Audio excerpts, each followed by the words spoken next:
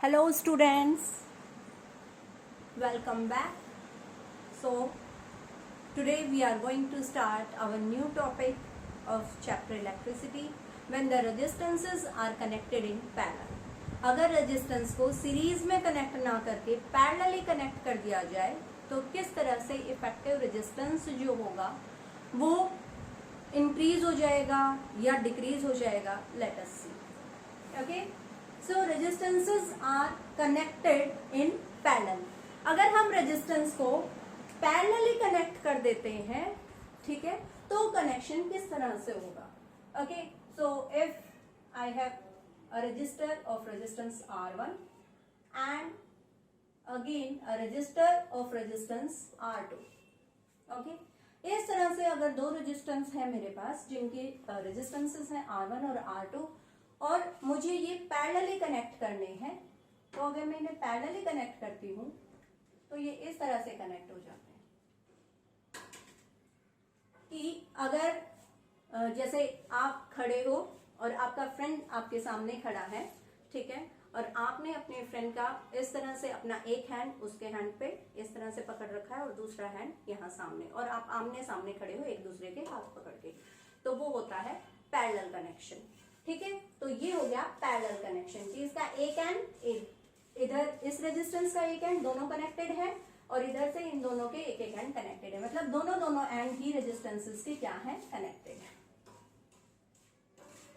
Okay बेटा, तो अगर इस तरह का कनेक्शन हो जाएगा हमारे पास तो इफेक्टिव रेजिस्टेंस कैसे बने. अभी अगर मैं सेम सर्किट में ही क्या कर रही हूं, एक बैटरी इंट्रोड्यूस कर देती हूं सर्किट में. से यहां पर हमारा एमीटर है सर्किट में. This is the positive terminal of the battery, this is the negative terminal of the battery and this is a battery of potential difference V.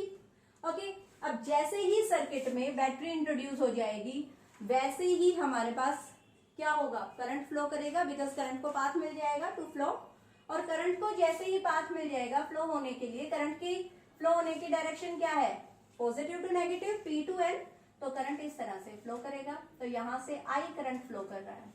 Okay, अभी जब सीरीज कॉम्बिनेशन था तो हमने देखा कि there is a single path only for the flow of current, कि current को flow करने के लिए और कोई पाथ था ही नहीं, एक सिंगल लाइन थी और वो वहीं से फ्लो कर रहा था. अब पैरेलल कॉम्बिनेशन में आपके पास क्या होगा कि पैरेलल कॉम्बिनेशन में करंट यहां से जैसे ही सर्किट से फ्लो होना शुरू हुआ, इस पॉइंट पर पहुंचने के बाद उसको दो रास्ते मिल गए. करंट यहां से भी फ्लो कर सकता है और करंट यहां से भी फ्लो कर सकता है. अब दोनों जगह से करंट फ्लो करेगा कि जैसे अगर आपके पास कि पानी की टंकी है छत पे, वहां से पाइप है और उसके बाद टैप लगी हुई है, ठीक है, आप जो भी टैप ओपन करते हो उसी से पानी आता है. ठीक है, कि जैसे एक सिंगल पाइप था और उसके बाद आगे दो आपके पास पाइप निकल गई और उधर से दो टैप कनेक्टेड हो गई, तो दोनों टैप में से पानी आ रहा है, ठीक है, डिवाइड होके.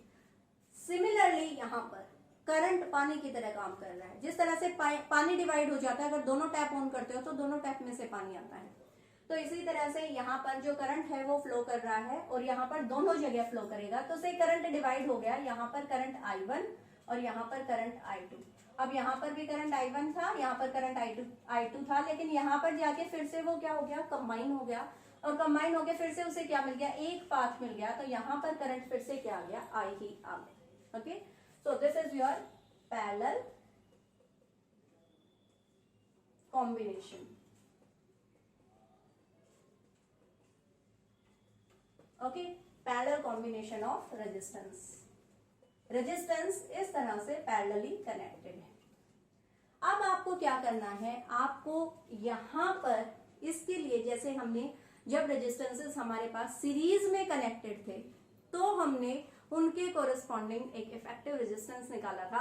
यहां पर भी अगर हमारे पास जो रेजिस्टेंसेस हैं वो पैरेलली कनेक्टेड हैं, ठीक है, अगर हमारे पास जो रेजिस्टेंस है वो पैरेलली कनेक्टेड हैं, तो जब पैरेलली कनेक्टेड हो जाते हैं तो किस तरह से हम इनको सोल्व करके और इनके कॉम्बिनेशन से एक इफेक्टिव रेजिस्टेंस निकाल लेंगे कि अगर हम सर्किट में इन दोनों रेजिस्टेंस को हटा के एक उतना ही रेजिस्टेंस लगा देंगे तो भी हमारे पास सेम करंट फ्लो करेगा और सेम तरह से ही सर्किट बना रहेगा. ओके, तो किस तरह से अब देखो यहाँ पर करंट आई किसके इक्वल हो गया, I1 प्लस I2।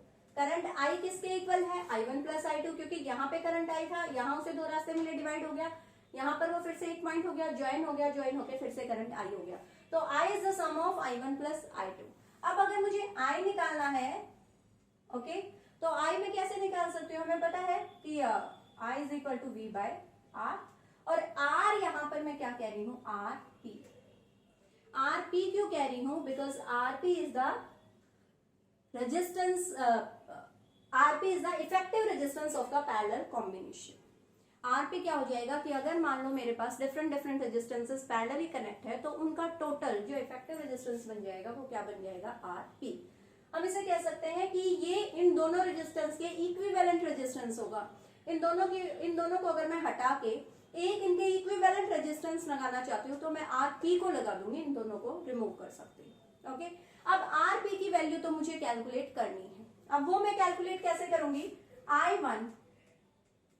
I1 किसके इक्वल है, I1 किसके इक्वल हो जाएगा। अब देखो यहाँ पर अगर मैं बैटरी की बात करती हूँ, तो सेम पोटेंशियल डिफरेंस है V, इस पॉइंट से इस पॉइंट पे भी, और R2 के लिए भी सेम पोटेंशियल डिफरेंस पे है। भाई दोनों, अगर मैं इसको हटा दूं तो ये देखो V बैटरी लगी हुई है, अगर इसको हटा दूं तो V बैटरी लगी हुई है, कोई फर्क नहीं पड़ रहा है एक दूसरे के साथ, इसीलिए क्या बन जाएगा, V बाय R।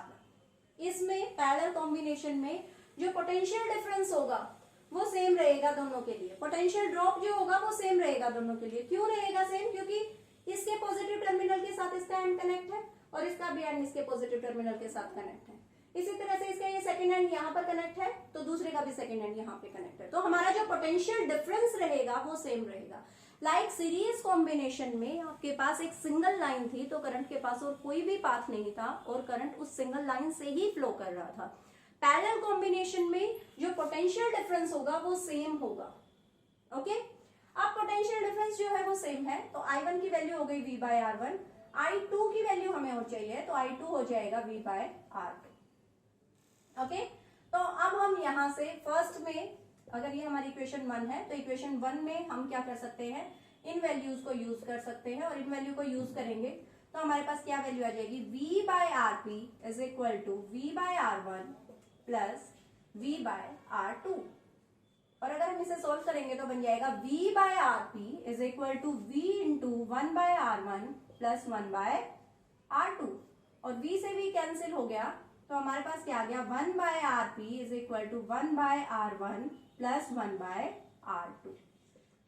तो हमने क्या देखा है यहाँ पर कि जो रेजिस्टेंसेस आ रहे हैं वो रेसिप्रोकल लेके आ रहे हैं। यहाँ पर जो इक्विवेलेंट रेजिस्टेंस आ रहा है, जो कि पैरेलल कॉम्बिनेशन के इक्विवेलेंट रेजिस्टेंस के इक्वल होगा, वो क्या है, रेसिप्रोकल। अब हमें यहाँ पर अगर RP की वैल्यू निकालनी है, अगर यहाँ से मुझे RP की वैल्यू निकालनी है, तो मैं RP की वैल्यू कैसे निकाल सकती हूँ, 1 by RP is equal to, LCM लेंगे तो R1 R2 प्लस R1, ठीक है।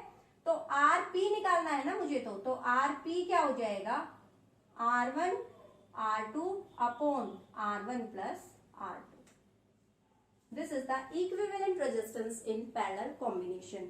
एंड यू सी कि अगर आपके पास, जब आप कैलकुलेट करोगे, तो अगर आपके पास मान लो रेजिस्टेंस है, अगर हम कैलकुलेट भी करके देखें, अगर मान लो हमारे पास दो रेजिस्टेंस है, जैसे R1 और R2 ही है, ठीक है, तो R1 की वैल्यू अगर मान लो मेरे पास है 1 और R2 की वैल्यू है मेरे पास 2, तो अगर ये पैरेलली हमें दिख ही रहा है कि पैरेलली कनेक्टेड है, तो इनका अगर मैं इक्विवेलेंट रेजिस्टेंस निकालूंगी तो क्या बन जाएगा, 1 by R1 plus 1 by R2।